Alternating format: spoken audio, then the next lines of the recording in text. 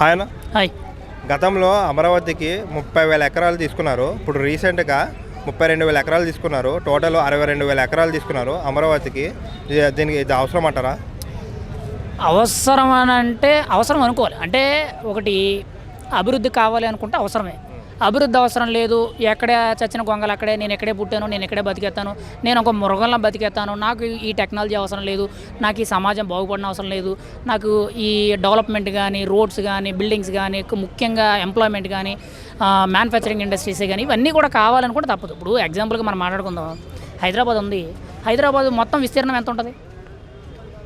ఒకానొక సమయంలో హైదరాబాద్ హైటెక్ సిటీలో మనిషి తిరుగుతాడా, కుకట్పల్లిలో మనిషి తిరుగుతాడా అన్నారు. ఇవాళ హైటెక్ సిటీలో కానీ కుకట్పల్లిలో ఒక గజం రేటే కొన్ని లక్షల్లో బలుగుతుంది. దానికి కారణం ఏంటి? డెవలప్మెంటే కదా. అంటే ఆ డెవలప్మెంట్ జరిగితే ఇలా ఉంటుందని చెప్పి ఎప్పుడు ఎక్స్పెక్ట్ చేశారు? పాస్ట్ ఒక 20 years 30 years ముందు ఎక్స్పెక్ట్ చేశారు. మరి ఆ రోజు పునాది ఎత్తేనే ఈరోజు హైదరాబాద్ ఇలా వచ్చింది. ఇప్పుడు ఒక చెట్టు ఉంది, ఒక విత్తనాన్ని తీసుకొచ్చి నువ్వు నాటిన తర్వాత అది ఒదిగి అన్ని కష్టాలు ఇబ్బందులు పడి ఏదో విధంగా అది ఎదిగి ఒక పెద్ద వృక్షం అయ్యేటప్పటికి కొన్ని సంవత్సరాలు పడుతుంది. మరి ఇలాంటి పెద్ద మెట్రోపాలిటన్ సిటీలు తయారు చేయాలనంటే ఎంత ఆలోచించాలి, దానికి ఎంత పరిణితి ఉండాలి, ముఖ్యంగా ఎంత విస్తీర్ణం అనేది ఉండాలి, దానికి తగ్గగా ఆలోచనలే కానీ క్యాపిటల్ ఎంత ఉండాలి. ఇప్పుడు డెవలప్మెంట్ అనేది ఇప్పుడు 2014లో 32,000 ఎకరాలు తీసుకున్నారు, తప్పులేదు. మళ్ళీ ఇప్పుడు తీసుకున్నారు, తప్పులేదు. నేనైతే డెవలప్మెంట్ కావాలి కాబట్టి కాదు అన్నా. కానీ ఏంటంటే తీసుకున్న దానికి 100% న్యాయం చేయండి. అంటే గతంలో చంద్రబాబు నాయుడు గారు, నేను అనకూడదు కానీ మాట, గతంలో చంద్రబాబు నాయుడు గారు చేసిన పొరపాటు ఏంటంటే మళ్ళీ 2019లో కూడా నేనే అధికారంలోకి వస్తానని ఒక చిన్న ఆశ ఎక్కడో ఉందో ఏమో లేదో నాకు తెలియదు. కానీ ఆయన చేసిన పొరపాటు ఏంటంటే పని అంతా కూడా కొంత స్లోగా చేయించారు. అధికారులు ఉరుకులు పరుగులు పెట్టించాలి, అధికారుల మీద కొంత ఒత్తిడి తీసుకురాలి. దానివల్ల ఏంటంటే నిమ్మకు నీరెత్తినట్టు ఎవడిష్టానుసారంగా పనిచేయడం తప్పితే చేద్దాంలే ఉందాంలే అనేటట్టే ఉన్నారు తప్పితే ఎక్కడ కూడా చంద్రబాబు నాయుడు గారు ఈ పని ఇచ్చారు, ఆయన గంటలో పూర్తి చేయమన్నారు, నేను 40 నిమిషాల్లోనే పూర్తి చేసి చూపించాలి అనే మైండ్ సెట్ మీద పనిచేయలేదు ఎవడు. అలా పనిచేసి ఉంటే 2019 నుంచి 2024 వరకు కూడా వైఎస్ఆర్సీపీ ప్రభుత్వ హయాంలో ఏదైతే అమరావతి అని చెప్పి ఆపేశారో ఆపేయడం వల్ల ఇప్పుడు దగ్గరగా 40 కోట్ల రూపాయలు దగ్గరగా అంటే 30 కోట్ల రూపాయలు చిల్లర ఎంత అయింది కేవలం 5 ఏళ్లలో అమరావతి కట్టడానికి వేసిన పునాదులన్నీ క్లీన్ చేయడానికి ఖర్చు అయింది. ఆ రోజు చంద్రబాబు నాయుడు గారు స్పీడ్గా యాక్టివ్గా పని చేయించి అధికారులందరినీ కూడా ఉరుకులు పరుగులు పెట్టించుంటే ఆల్మోస్ట్ 90% వర్క్ అనేది 2014 నుంచి 2019 ఎన్డీఏ కూటమి హయాం అంటే అప్పుడు టీడీపీ గవర్నమెంట్లోనే అయిపోయేది. అప్పుడు చంద్రబాబు నాయుడు గారు కొంత స్లోగా ఉన్నారు. దానివల్ల ఏంటి 2019లో వైఎస్ఆర్సీపీ గవర్నమెంట్ వచ్చిన తర్వాత అమరావతి రైతులందరూ కూడా రోడ్లెక్కి ధర్నాలు చేశారు. మా భూములైనా మాకు ఇచ్చేయండి, లేదు అని అంటే అక్కడ అమరావతి అయినా కట్టండి అని చెప్పి. మరి అది తప్పే కదా. ఇప్పుడు 40,000 ఎకరాలు తీసుకొని కూడా మళ్ళీ సేమ్ అదే ప్రొసీజర్ కింద ఏదో నత్తనడకన వెళ్తాము అనేటట్టు కాకుండా ఎలా ఉండాలని అంటే 10 ఏళ్లలో కట్టబోయేది 5-6 ఏళ్లలోనే పూర్తి చేయాలి. ఈవెన్ ఇప్పుడు నీకు ఎగ్జాంపుల్ ఎలా ఉండాలంటే కరోనా సందర్భంలో చైనాలోని కరోనా రోగం వచ్చిందని చెప్పి 1000 పడకల ఆసుపత్రి 10 రోజుల్లో కట్టి ఒక టెక్నాలజీ అనేది ఒక స్పీడ్గా ఎలా చేయొచ్చు అనే దాని మీద ఒక ఉదాహరణ కింద చూపించారు. అదే పనితనం అనేది, అదే విధానం, అదే ఐడియాలజీ ఇవన్నీ కూడా అధికారులందరూ కూడా నొక్కి పెట్టి పని చేయించి చంద్రబాబు నాయుడు గారు ఏదైతే నెక్స్ట్ 20 yearsలో నెక్స్ట్ 30 yearsలో ఏదైతే అమరావతి ఒక ఫ్యూచర్లో ఒక గ్రీన్ ఫీల్డ్ హైటెక్ సిటీ కింద ఒక తయారు చేసి చూపెడతానన్నారో దాన్ని ఇన్ టైంలో చేసి చూపించాలి. అప్పుడు కదా చంద్రబాబు నాయుడు గారు మార్కు వన్ సైడ్గా కనిపించేది. ఇప్పుడు హైదరాబాద్లో కనిపిస్తుందంటే కొంతవరకే. ఇప్పుడు నాకు తెలిసి హైదరాబాదు ఇంత డెవలప్ అయిందని అంటే ఇప్పుడు చాలామంది చెప్తూ ఉంటారు చంద్రబాబు నాయుడు వల్లని. నేనైతే పూర్తి శాతం అని అనలేను, అందులో చాలామంది హస్తం ఉంది. కానీ ఒక రకంగా కొంతవరకు కూడా ఈయన ఐడియాలజీ ఉంది కాదనట్లా. కానీ ఏంటంటే నత్తనడకన పనులొద్దు. ఇప్పుడు ఏదైతే తీసుకున్నారో ఇంకా అడ్వాన్స్డ్గా కావాలో తీసుకోండి, తప్పేం లేదు. ఎందుకంటే అభివృద్ధి ముఖ్యం. ఇప్పుడు ఓపెన్గా చెప్పాలంటే ప్రజలు ఎలా ఆలోచిస్తారంటే బెకారు మనుషుల్లాగా ఆలోచిస్తారు. ప్రజలకు బుద్ధి లేదు. ఏంటంటే ఈరోజు 10 రూపాయలు వచ్చిందా, 10 రూపాయల్లో 9 రూపాయలు తినేసామా లేదా 10 రూపాయలు తినేసామనే మైండ్ సెట్ మీద ఉంటారు. కానీ 10 రూపాయల్లో 5 రూపాయలు ఖర్చు చేసాం, 5 రూపాయలు మన ఆరోగ్యానికి మన భవిష్యత్తుకి మిగుల్చుకున్నాము, మన సేఫ్ సైడ్ ఉన్నాము, ఫ్యూచర్లో మనకి ఏదైనా ఇబ్బంది వస్తే మనం ఒకరి దగ్గర చేర్చకుండా జాగ్రత్తగా ఉండగలుగుతున్నామనే ఆ నమ్మకాన్ని భరోసాని ప్రజలు తీసుకోలేరు.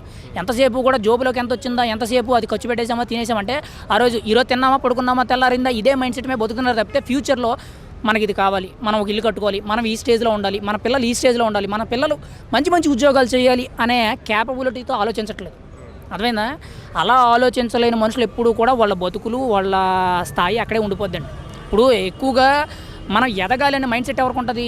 మిడిల్ క్లాస్ ఫ్యామిలీస్కి ఉంటుంది.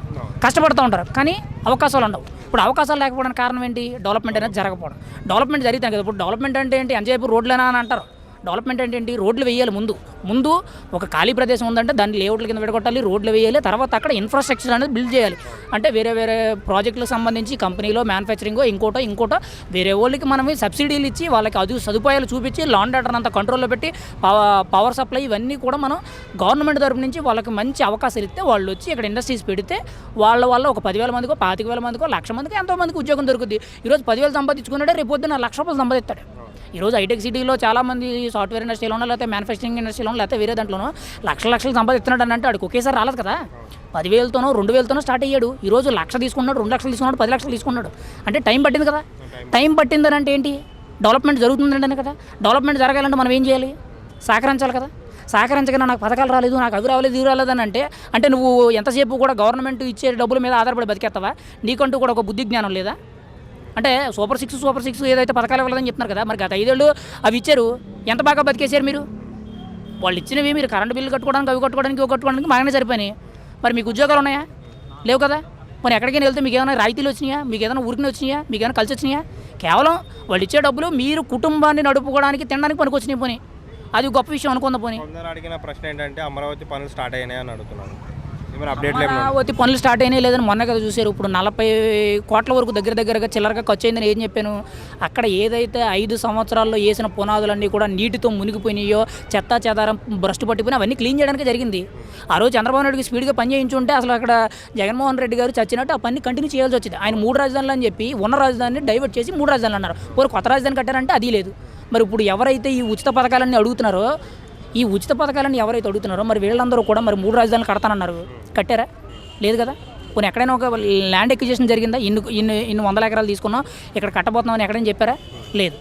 పోనీ పోలవరం పూర్తి చేస్తానన్నారు. 20 అన్నారు, 21 అన్నారు, 22 అన్నారు. అసెంబ్లీలో పెద్ద డైలాగులు చెప్పారు. ముఖ్యంగా 2 మంత్రులు మారారు. ఎవరైనా పూర్తి చేశారా? పోనీ ఇప్పుడు మాట చెప్పడం అనేది చాలా ఈజీ. మాట చెప్పిన దానికి కట్టుబడి ఉండి నేను ఈ పని చేశాను దమ్ముంటే నువ్వు చేసి చూపించని నిరూపించి సవాల్ చేయడం అనేది చాలా కష్టం. అది మీరు నమ్ముతున్నారా? అదేంటి అమరావతి జరుగుద్దని, డెవలప్మెంట్ అవుతుందని?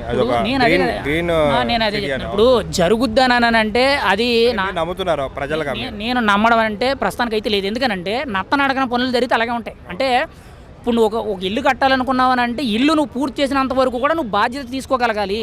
నువ్వు బాధ్యత తీసుకొని ఎప్పుడైతే నువ్వు ల్యాండ్ మీద నువ్వు భూమి పూజ చేసి మొదలుపెట్టావో ఇల్లు పూర్తయిన వరకు కూడా నువ్వు బాధ్యత తీసుకుని వెంటనే కూడా ప్రతి పని కూడా చాలా స్పీడ్గా చేయించగలిగేటట్టు నువ్వు ఉండగలిగినప్పుడే నీకు అది అవుద్దని నమ్మకం వస్తుంది. ఇప్పుడు చాలామంది ల్యాండ్ అయితే ఎవరైతే పొలాలు తీసుకున్నారో రైతులు వాళ్ళకి ఇప్పుడు ఆధారం ఏం లేదంట. ఇప్పుడు వారికి ఇప్పుడు ఏదైనా పనులు ఇప్పుడు ఏదైనా డెవలప్మెంట్ జరిగితే వాళ్ళు ఏదైనా చేసుకోవడానికి రెడీగా ఉన్నారంట. నేను అదే అంటుంది. ఇప్పుడు చంద్రబాబు నాయుడు గారు ఈ నడకన పనులు అనేవి ఉండకూడదు. గతంలో ఒక డైలాగ్ అనేవారు ఏంటి, 90sలో చంద్రబాబుని చూస్తే చాలా భయంకరంగా ఉంటుంది, తాట తీసేస్తారని అంటారు. ఇప్పుడు చూపించమనండి.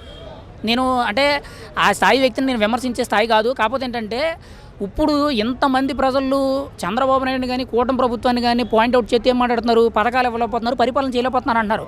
నేను అనేది ఏంటంటే సగటు ఓటర్గా నేను అనేది ఏంటంటే చంద్రబాబు నాయుడు గారు 90sలో ఏదైతే పవర్ చూపించారో ఆ పవర్ అంతా కూడా ఇప్పుడు అధికారుల మీద చూపించండి. అధికారుల మీద చూపించి అధికారులకు నిద్రాహారాలు లేకుండా పని చేయించి అమరావతిని నేను 10 ఏళ్లలో పూర్తి చేస్తానన్నాను, 5-6 సంవత్సరాలకే చేసి చూపించాను. ఇది చంద్రబాబు నాయుడు, దట్ ఈజ్ చంద్రబాబు నాయుడు అనేటట్టు చేసి చూపించమనండి.